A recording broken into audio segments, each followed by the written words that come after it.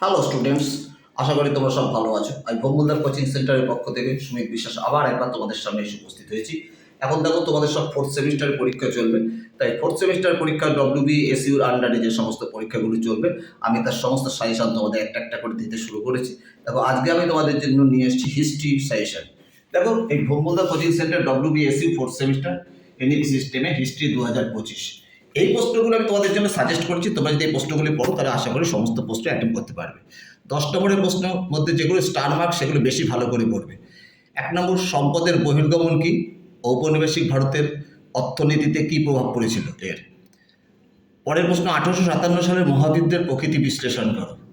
তারপরের প্রশ্ন, 19 শতকের বাংলার সমাজ ও সংস্কৃতিকে নব্যবঙ্গ আন্দোলন কিভাবে প্রভাবিত করেছিল। তারপরে প্রশ্ন, চরমপন্থী আন্দোলনের উদ্ভবের কারণ কি ছিল, এর সীমাবদ্ধতা লেখো। তারপরে প্রশ্ন, ভারতের স্বাধীনতা সংগ্রামে নেতাজি সুভাষচন্দ্র বসু আজাদ হিন্দ ফৌজের বর্ণনা দাও। এই 5টা প্রশ্ন ভীষণ ইম্পর্ট্যান্ট। এরপরে দেখেছি আমি অসহযোগ আন্দোলনের বিবরণ দাও, এই আন্দোলন কেন ব্যর্থ হয়েছিল।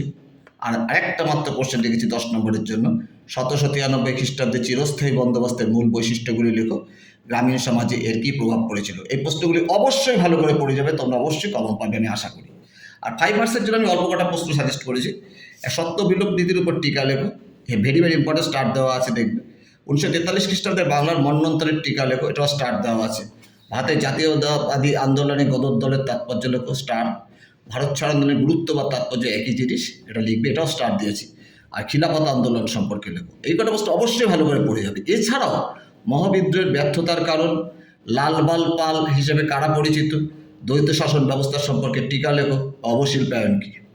এই 10 আর 5-এর প্রশ্ন যদি তোমরা পড়ো তোমরা আশা করি সমস্ত প্রশ্ন অ্যান্সার করতে পারবে।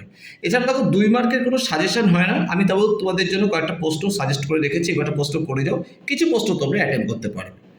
কোন বছর রেগুলেটিং আইন পাস হয়েছিল, কবে কাদের মধ্যে চিলিয়ানওয়ালার যুদ্ধ হয়েছিল, কে কবে চিরস্থায়ী বন্দোবস্ত প্রবর্তন করেন, চৌরি চৌরার ঘটনাটা কী, কে কবে জালিয়ানওয়ালাবাগের হত্যাকাণ্ডের প্রতিবাদে নাইটুবাদী ত্যাগ করেন, পুনা চুক্তি কবে কাদের মধ্যে হয়েছিল, সংবাদ প্রভাকর ও তত্ত্ববোধিনী পত্রিকার প্রতিষ্ঠাতা কারা ছিলেন, ভগৎ সিংহ কে ছিলেন, ভারতের শেষ গভর্নর জেনারেল ও ভাইসরয় কে ছিলেন, অমৃতসরের সন্ধি কবে কাদের মধ্যে হয়, সূর্যাস্ত আইন কি, আর সুজাউদ্দৌলা কে ছিলেন। এই প্রশ্নগুলো তোমরা যদি পড়ো আমার এই সাজেস্টিভ কোশ্চেনগুলো WBSUর আন্ডারে 4th সেমিস্টার ইতিহাসে, তাহলে তোমরা আশা করি সমস্ত প্রশ্নের অ্যান্সারই তোমরা অ্যাটেম্প করতে পারবে। এবং তোমরা আমাকে বেশি করে লাইক, সাবস্ক্রাইব ও শেয়ার করো, আমি তোমাদের জন্য আগামী দিনে আরও ভালো ভালো ভিডিও নিয়ে আসবো। আমি তোমাদের কথা দিচ্ছি তোমরা আরও বিশেষ করে উপকৃত হবে। তোমরা আমাকে বেশি করে লাইক, সাবস্ক্রাইব ও শেয়ার করতে থাকো। আমি ভম্বলদাস সুমিত বিশ্বাস, আমাকে তোমরা বেশি করে লাইক করতে থাকো।